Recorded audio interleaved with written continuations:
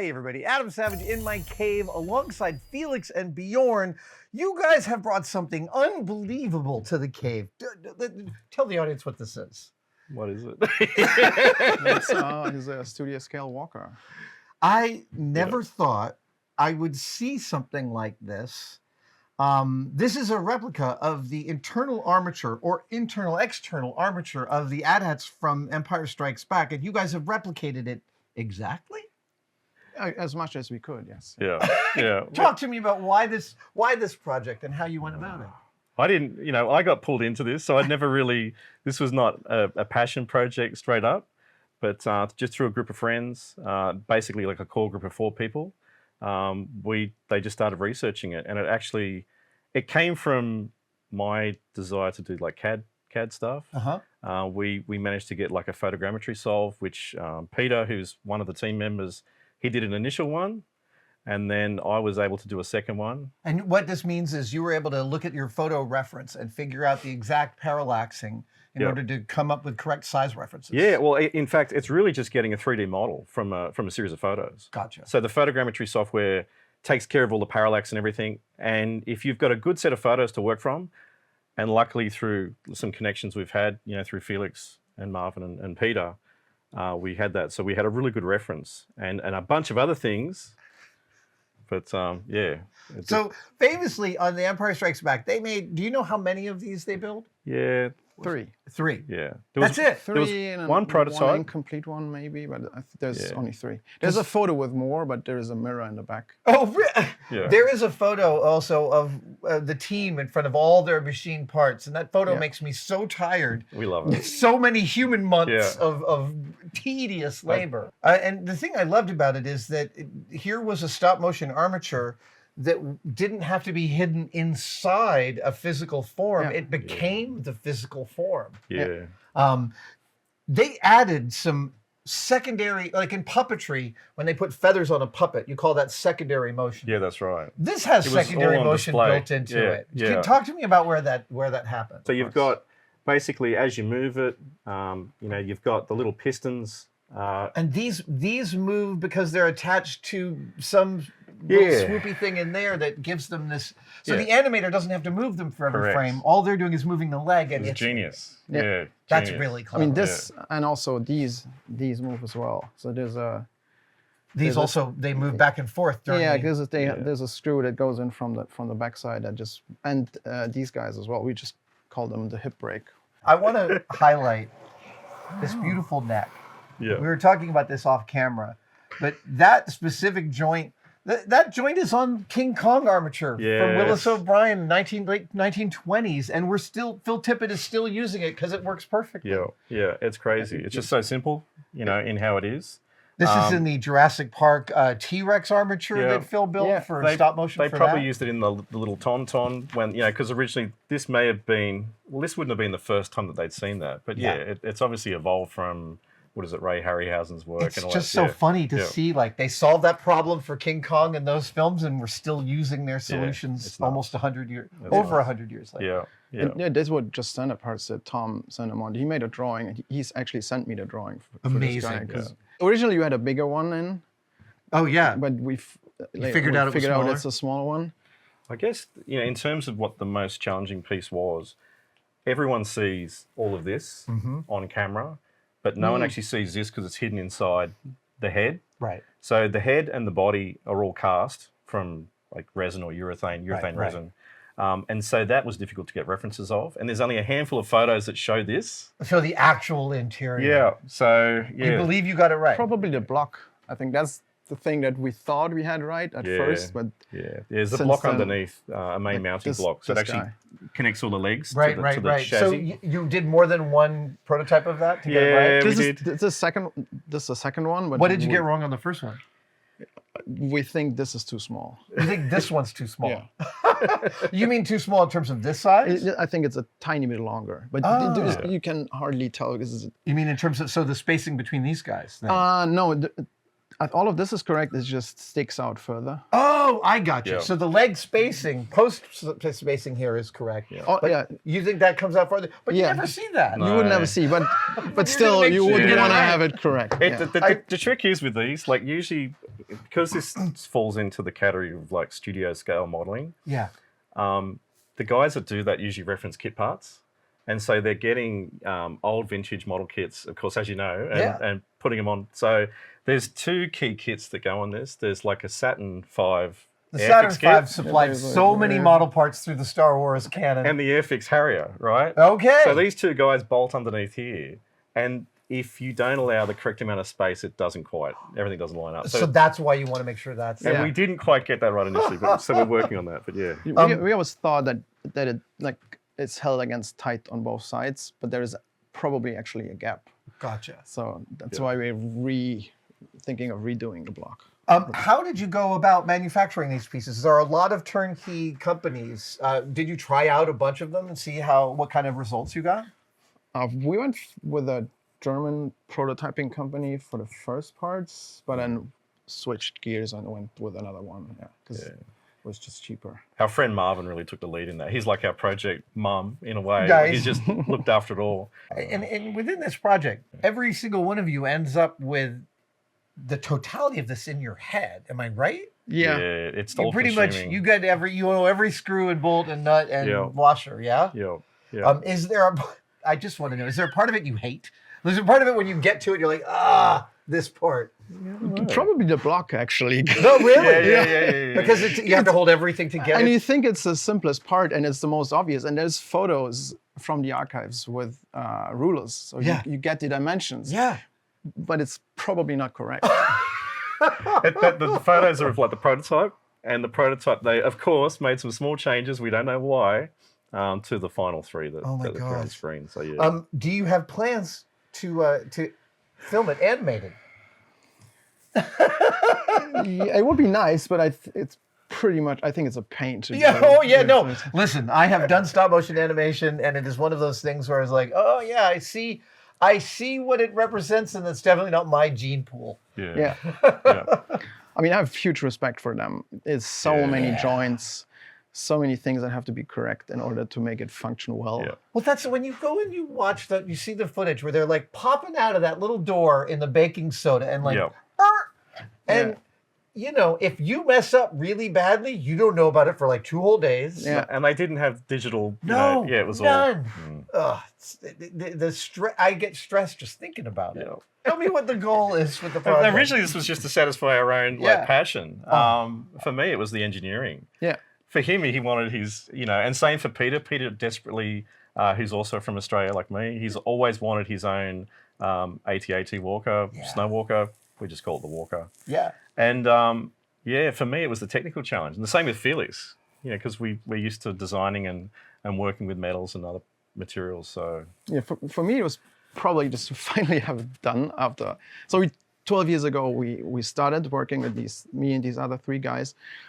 We started working on it, and then eventually it came to nothing. There's one main guy that had a couple of drawings ready, and it just went nowhere.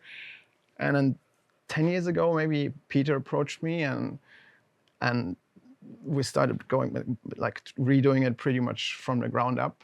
And Julian has since then machined his own. Yeah, crazy. Yeah, he is just like, so we kind of like. Yeah, that totally. I stopped. He drew up his own plans, and he has machined he learned machining just to. He taught himself machining just to milling and turning.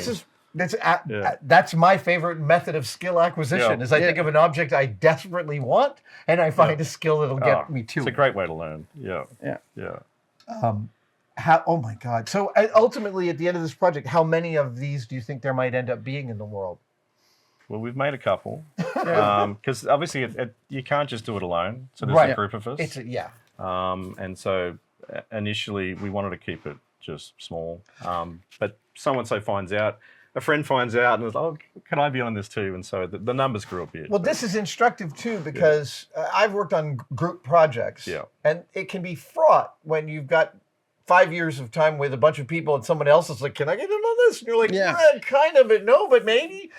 How did you work out bringing people in late to the process? It was all friends of friends, wasn't it really? Yeah. And we have a couple, I always wanted to have a couple extra like 2 or 3 extra in case some of the parts break. Of course. And then you can at least give the people the parts and remake them later I totally on. agree. If you want 2 of something, you start with 5. Yeah.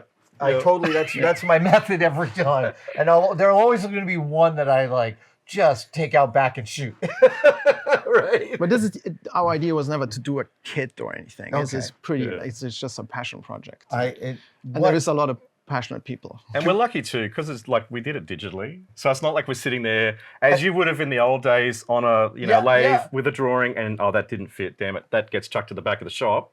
And it happened anyway. Yeah. We only harm digital files, so it was, can I turn it upside down? Yeah, sure. Is that possible? You I kinda probably, Yeah, it should go. Yeah. Oh. That's just fallen off. Yep. Oh, yeah, puppy.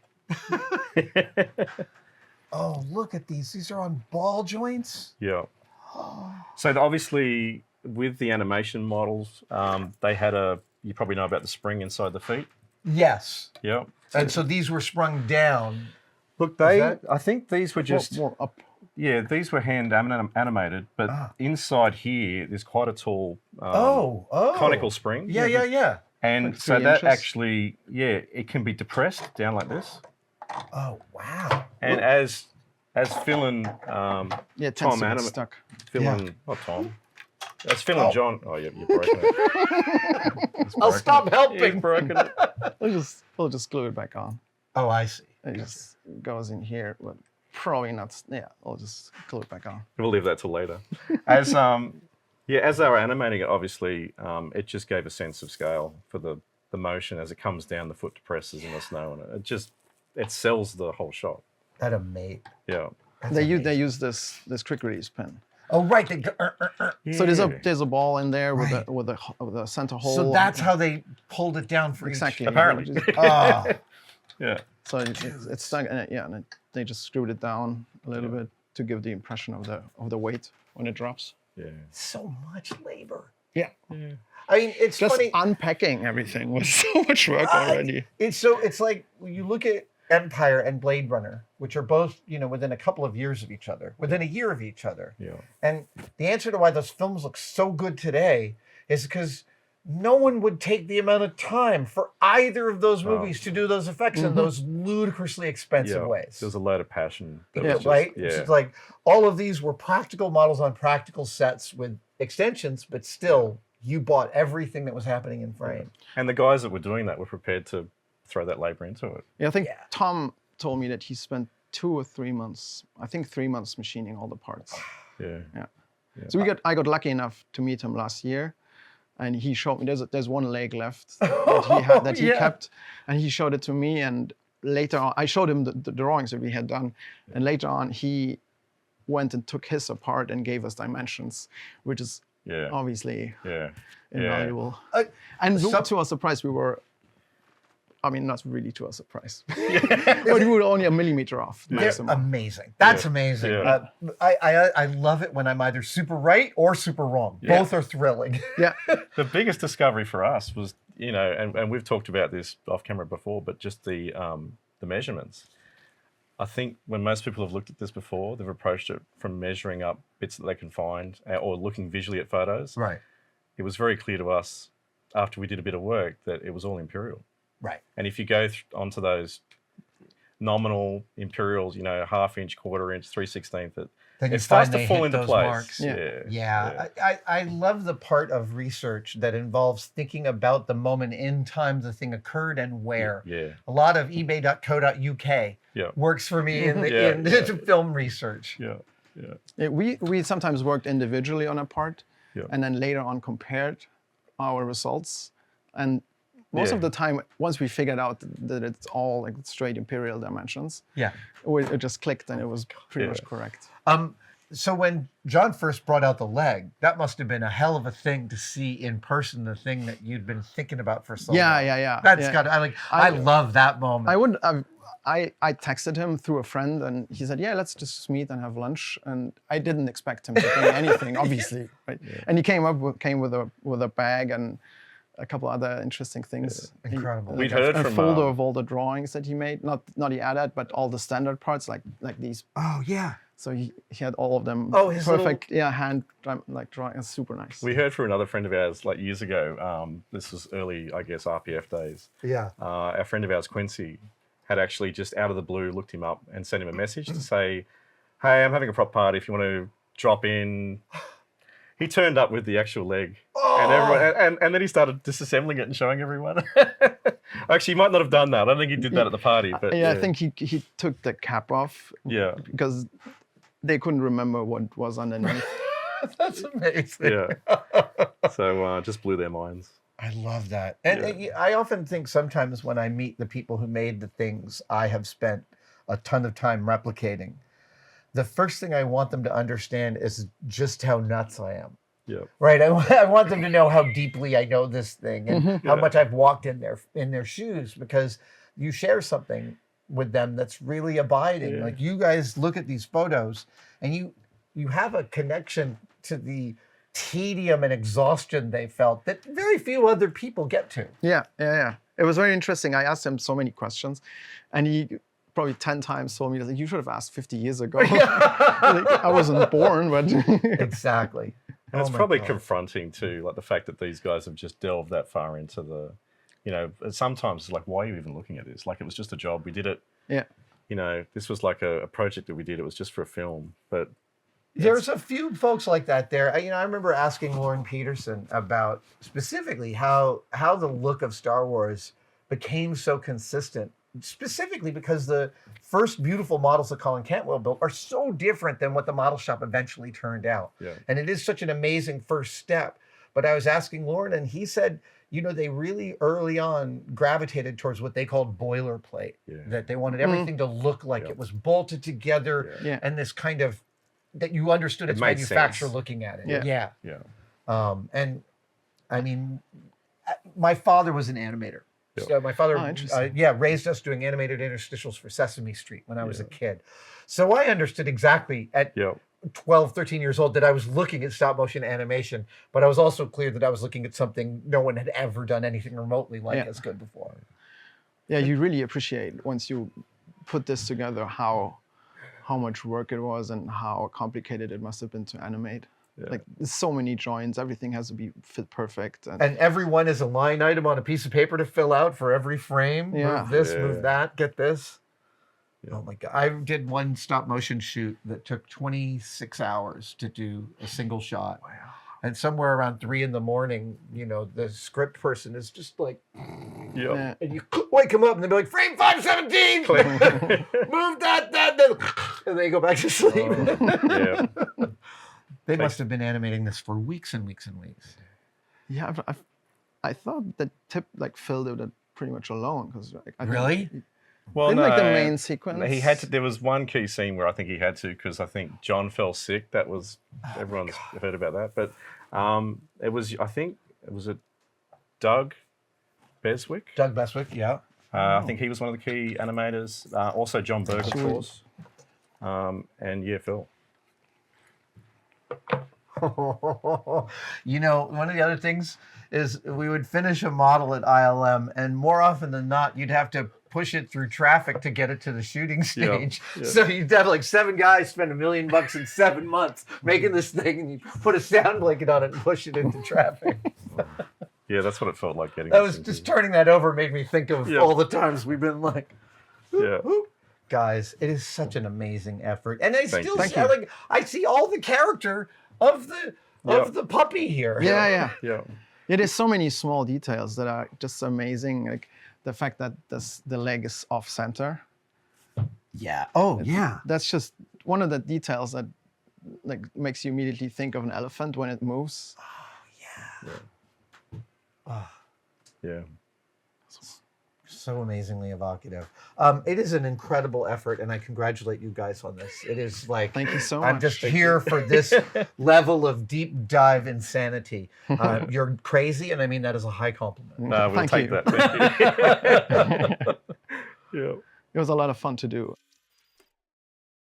Thank you so much for watching that video. If while watching any of my videos you like any of the t-shirts that you see me wearing, well, you can go buy them. And there's two places you can get them. First, you can go to tested-store.com, a web address that my crew laughs is one of the hardest things for me to remember in my whole brain. But now they've given me a second URL. You can now go to adamsavage.com and buy any of the t-shirts you see me wearing on this channel. And there's a whole bunch of other stuff there too. Thanks.